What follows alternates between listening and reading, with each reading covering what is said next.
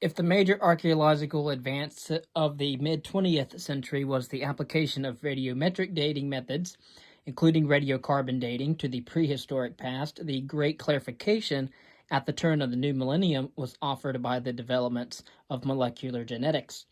Its applications to the human past in the new discipline of archaeogenetics has already established beyond reasonable doubt the African origins of our species, Homo sapiens, and the timing of the out-of-Africa dispersals around 60,000 years ago. The subsequent population history is today under intensive study, with abundant new data becoming available. The information derived from the DNA of living human populations is now increasingly being supplemented by ancient DNA derived from human remains uncovered in archaeological excavations. Although the results in many areas are not yet clear and some interpretations are still obscure, the editors agreed that the archaeogenetic evidence is now becoming indispensable to the study of world prehistory. It was therefore decided to commission a chapter for each section of the present work, the 3 volumes of the Cambridge World Prehistory, devoted to a specific continent or region where the archaeogenetic evidence for its population history could be discussed. The other field of research increasingly becoming relevant to the study of world prehistory is archaeolinguistics, the study of the history and prehistory of the world's languages. At first sight, of course, to speak of the prehistory of languages may seem a contradiction in terms, since without writing, on which written history depends, there can be no direct documentation of language. Yet the recognition of the existence of language, families, carries the implication that there can be relationships between languages that go back to a time before those languages are documented in writing. In the modern world, many communities are in practice defined and named on the basis of the language that they speak. Language is often the best indicator of the communal self-recognition that anthropologists term ethnicity. And so this is another strand of evidence that it seems appropriate to emphasize in the Cambridge World Prehistory. Here, however, a note of caution is needed. Statistical methods inspired by phylogenetics and comparative biology are increasingly being used to study languages, but they have not yet found widespread acceptance among some historical linguists, nor have they yet been very widely applied. The editors have felt that a new synthesis may be emerging among the fields of prehistoric archaeology, molecular genetics, or archaeogenetics, and historical linguistics, or archaeolinguistics. They have therefore commissioned chapters on the prehistory of languages, insofar as they can be documented or reconstructed, for the various continents. They recognize, however, that the reconstruction of linguistic prehistory is at an early stage, and that historical linguists are far from reaching consensus on questions of time depth. As in the case of archaeogenetics, the chapter written here on archaeolinguistics must be of a tentative nature. For this reason, this work deliberately avoids seeking to produce some version of a unified synthesis among the 3 fields, which might well be a premature undertaking. It has seemed more prudent to take together the prehistory with the molecular genetics, and then separately to compare the linguistic with the archaeological evidence. And perhaps by the time of a second edition of the work, some unified synthesis among the 3 disciplines will have become possible. It still seems a difficult task today.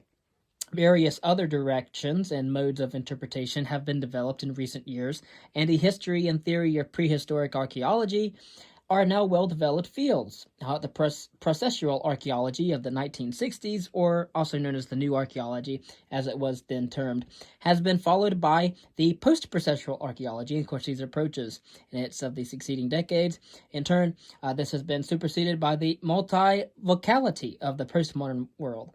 Meanwhile, underlying these philosophical disputes about method has been the emergence of the new political considerations of the post-colonial era and the reevaluation of Marxist archaeology. Aspects of these debates have inevitably influenced the chapters that follow. We view these chapters as a major resource, together offering an impression of the development of prehistoric sciences across the world. The synthesis must lie in the mind of the reader. Concerning the structure of the work, it is an inevitable feature of a world survey, such as the Cambridge World of Prehistory, that it aspires to global coverage. Certainly, it has been the intention of the editors that there should be a wide coverage. So, while the key areas for the emergence of state societies or civilizations are frequently privileged in synoptic works, it is our hope to be more even-handed in geographical coverage. One problem, certainly, is the appropriate criterion for inclusion in the work as prehistory, rather than for exclusion on the grounds that historical sources are fully operating in a particular region at the time under consideration. Clearly, literacy did not come to Australia until the time of Captain Cook in the 18th century of the Common Era. Yet literate records began in Mesopotamia and Egypt already in the 4th millennium BCE. So there are inevitable disparities. There are problems also when a territory that could formerly be regarded as literate can be seen to have undergone a dark age in the succeeding period, during which written records are no longer available. The approach that we have followed here has been to offer a very concise account for those periods where literate records are available. But when they do not yet offer the wealth of information available for more modern times, so for Africa, for example, there is a summary of dynastic Egypt, followed by a summary of classical and post-classical Africa.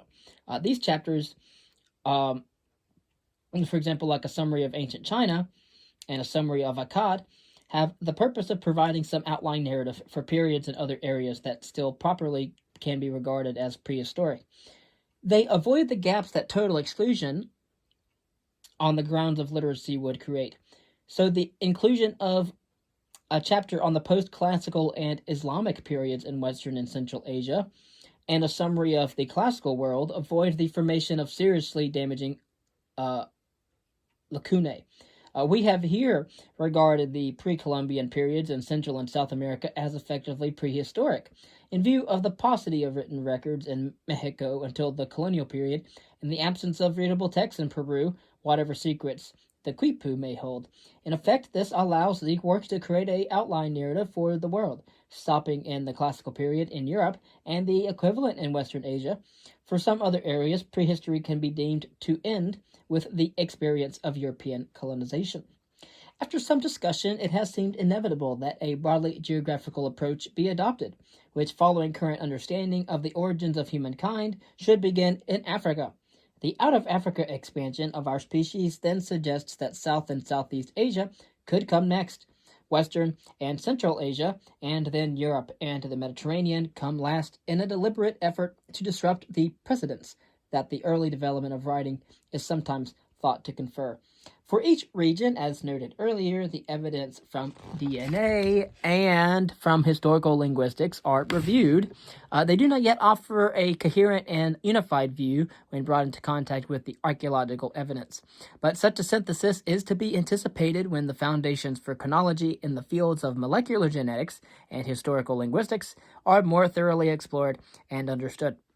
In some areas, for instance, South America, where the archaeological record is rich and the chronology is well defined, it is possible to offer quite a tight regional coverage with a number of chronological subdivisions. In others, for instance, in Africa, the periodization is not so well defined. In each region, a summary of what is known is offered, even for those areas that have been little explored archaeologically. The study of world prehistory is still in its infancy. Concerning chronology, the crucial significance for prehistory of a reliable timescale, as noted previously, emphasizes the importance that the development of radiocarbon dating held for the development of archaeology from the mid-20th century onwards. Its application, however, especially in the early years, was not without its problems.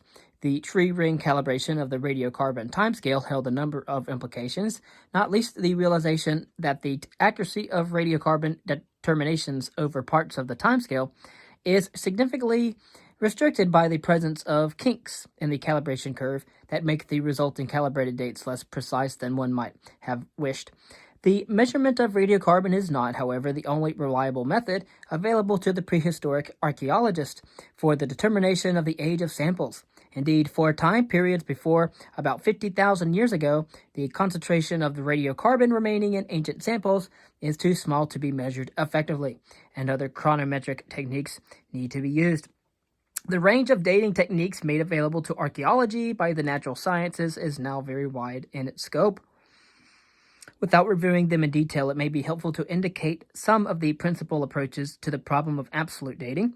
The basic techniques of stratigraphic excavation are fundamental to the establishment of a relative chronology, where sequence can be established with confidence, but cannot lead to any sort of date measured in calendar years.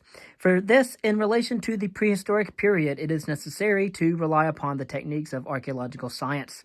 For the Paleolithic period, for example, before the onset of new thermal conditions some 10,000 years ago, radiocarbon dates can be used back to about 50,000 years before present, or 50,000 BP. Before that time, the quantity of radiocarbon remaining is too small to be measured accurately, but for earlier periods, several other techniques, likewise relying on radiometric clocks, are available as well. These, like radiocarbon, depend upon the principle of the regularity of the radioactive decay process, but otherwise, radioactive isotopes with a longer half-life than that of 114C, and those can be utilized as well.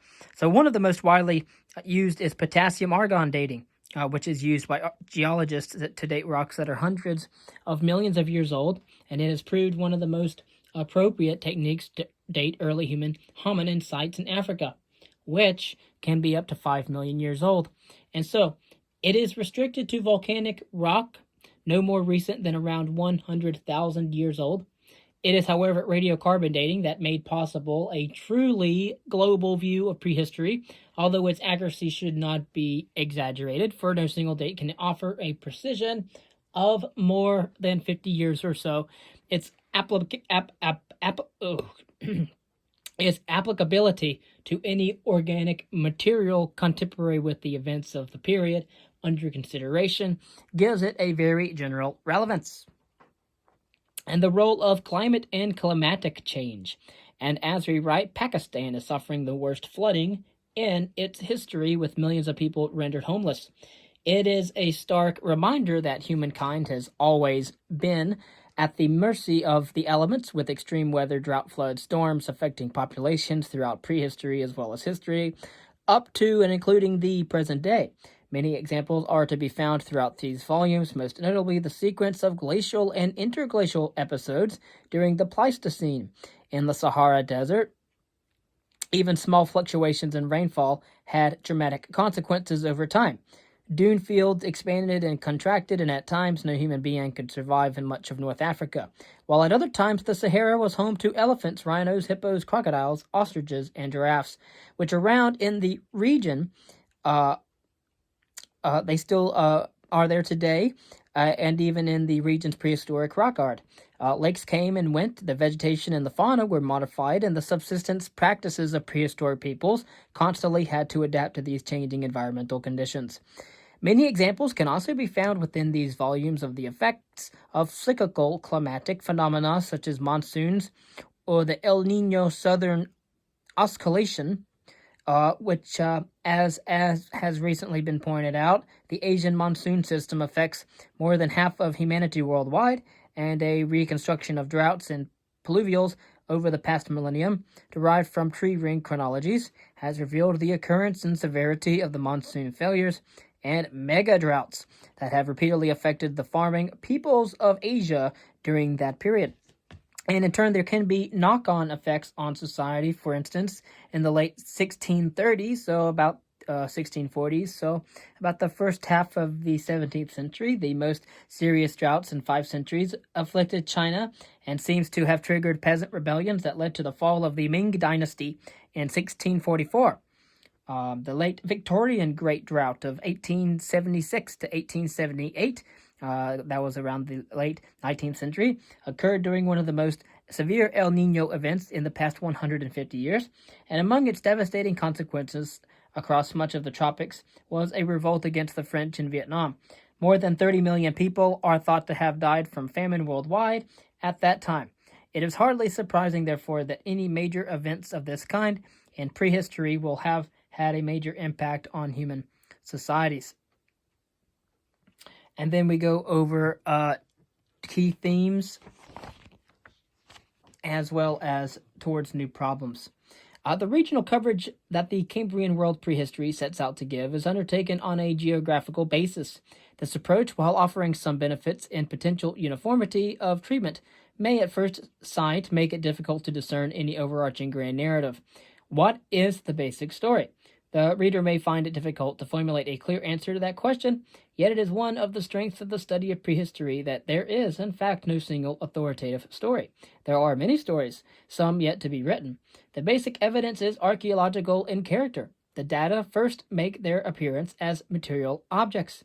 They are artifacts, traces of human activity found in a context rich in possibilities for interpretation, but as with the development of prehistoric archaeology clearly shows, such interpretation is generally based upon the interests of the current age and on the prejudices and preoccupations of the researcher. The interpretation is, moreover, restricted by the analytical and inferential techniques available. Some outlines for a narrative of world prehistory can already be discerned, but they may differ somewhat from those glimpsed by earlier generations of researchers. In the mid-19th century, students of society sought to find some parallel for the Darwinian evolution of species and a version of social evolution in which notions of progress could play a significant role. Even so great a prehistorian as Gordon Childe, inspired by a benign view of Marxist theory, wrote a masterly and optimistic overview, Man Makes Himself, in 1936. Disillusioned, he ended his own life 20 years later.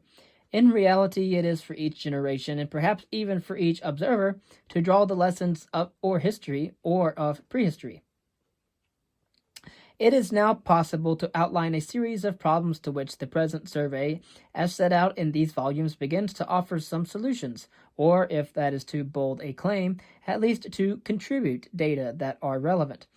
They are presented here as topics under review. Some of these can be concisely expressed as follows. What was the long-term significance of the expansion out of Africa, or Homo erectus? The very early dates for hominid occupation in the Caucasus area and the range of fossil finds from Iberia to China offer a rich field of study. What were the key features in the speciation process of Homo sapiens? How do we explain those changes, apparently primarily in Africa, which led in some co-evolutionary process in which cultural and genetic factors both played their part to the eventual emergence of our species? What kinds of cognitively developed behavior did the Neanderthals, Homo neanderthalensis, develop themselves, and what behavioral innovations resulted from their interactions with Homo sapiens? It seemed clear that aspects of Neanderthal behavior anticipated some of the innovations of sapient humans. The similarities and the interactions between them remained to be more fully explained.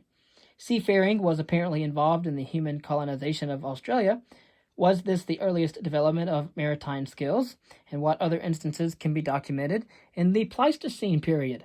Given that very early maritime achievement, have we underestimated the achievements of the early seafarers? Why was the creative explosion of Upper Paleolithic Franco-Cantabria centered upon Europe, with limited manifestations of such activity during the Pleistocene period seen in other continents? If the genetic constitution of our species was established in Africa before the out-of-Africa dispersal, why were these quintessentially human achievements for so long restricted in their geographical scope? What factors governed the emergence of sedentary societies in the different continents and origins of food production? This has long been a primary research focus for prehistoric archaeologists. Climatic factors were obviously important. Yet what prompted the wide range of new behaviors that soon followed early sedentism and the first agriculture? What social formations accompanied the early rise of monumentality and investment in ritual behavior in the different regions? The early ritual plazas of coastal Peru, the megalithic monuments of northwestern Europe, and the early ritual centers of Western Asia are far removed from each other spatially. Yet they show new forms of behavior, including the development of ritual practices, which are remarkably analogous in various ways. Why should that be? How many independent areas of early metallurgical innovation were there? And what factors favor their development? It has seemed to some scholars unlikely that the technical practices involved in copper and bronze metallurgy could have occurred more than once in human history. Yet there are suggestions of spontaneous developments in Western Asia, in Europe, in the Americas, and perhaps in China. How does one best address this problem? How many early state societies can be regarded as cases of pristine state formation? This is, of course, an old debate going back to the early speculations of Lewis Henry Morgan. As so often is the case, much of the argument depends upon the formulations to conceptualize social structure that are used. But even when perhaps simplistic terms such as civilization are abandoned, the question remains. And on present evidence, where were several such developments that occurred in places that may not have been in contact after the first dispersal of our species? And then we are approaching towards even greater problems and new problems in that sense of the word. These theses and questions briefly considered in the preceding section are very much the product of the preoccupations of the archaeology of the early 21st century. They reflect perhaps inevitably a concern with origins and with the nature of innovation. They can be investigated at a global level by interrogating the chapters of the present work as systematically set out in the pages that follow. Inevitably, while radiocarbon chronologies are still being established for local and regional culture sequences, the emphasis has indeed been upon the culture sequence. The chapters are, of course, informed by the concerns of contemporary processual archaeology. It's an archaeological approach, and the interpretive archaeologies that have grown up beside it. It is worth considering, however, how the work may be enriched in the future by future discoveries. And, of course, the processual approach, the new archaeological approach, was known by Louis Binford. Of course, but these will come not only from the investigation of newly discovered archaeological sites, but also through the development of new approaches. Some of the new approaches that will develop will be based upon the development of new techniques within the archaeological sciences. But here, some limitations may be emerging. As noted previously, the fluctuations in the concentration of atmospheric radiocarbon, which gives rise to the wiggles in the calibration curve, set some limits upon the precision of the method, even when Bayesian statistics are employed. Nonetheless, there is a hope that some greater understanding of the interaction between culture and climate will emerge. At present, however, the development of social theory in archaeology seems to have reached something of an impasse. The initial optimism of processual archaeology in this respect wilted somewhat under the critique of post-processual archaeology. But the variety of approaches in interpretation that this in turn encouraged has not yet led in many areas to any new consensus. In particular, the reconstruction of past social formations has not progressed very far in recent decades. Scholars are increasingly skeptical of using insights derived from contemporary communities in the modern world to illuminate our understanding of past societies. Social anthropology is not at all present as rich a source of inspiration for prehistoric archaeology as it used to be. What is clear, however, is that the pace of discovery is being maintained. New sites are discovered and investigated every year. In addition, sadly, new discovered sites continue to be eluded by illicit excavations, whose purpose is to provide artifacts for the art maker rather than new information. In that way, the record of the past is impoverished and our hope of reconstructing it diminished. Nonetheless, the level of information available in every part of the world is rapidly increasing. Some of the chapters in the present volume will have much more material to consider when they come up for review in a decade or so. By then, perhaps new themes will have emerged that we do not envisage today. And that's the first part of the introduction. And then, of course, there's a DNA introduction section. And then there's a linguistics section, or it's more about languages, how languages can inform prehistory, how DNA can inform prehistory, and then the third one will be on how languages inform history, the study of human language and prehistoric languages.